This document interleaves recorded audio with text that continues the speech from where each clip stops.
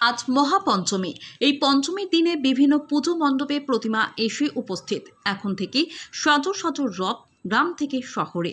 তবে পঞ্চমীর দিন সকাল থেকে বিভিন্ন জায়গায় চলছে বৃষ্টি, ফলে রীতিমতো চিন্তার ভাঁজ পুজো উদ্যোক্তাদের।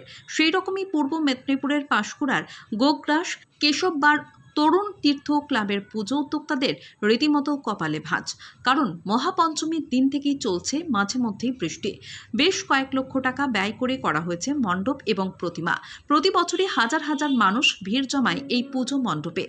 এবারও তাদের পুজো মণ্ডপের theme Indo Asia Siberia park. পাশাপাশি প্রতিমায় এবারে সাবেকিয়ানার ছোঁয়া। পুজো উদ্যোক্তাদের আশা, এবারও বহু মানুষ ভিড় জমাবে তাদের পুজো মণ্ডপে। আজ মহাপঞ্চমীর দিনে রাতে উদ্বোধন করবেন পাঁশকুড়া পৌরসভার চেয়ারপারসন নন্দকুমার মিশ্র। এছাড়াও উপস্থিত থাকবেন চিত্র অভিনেত্রী লাবণী সরকার।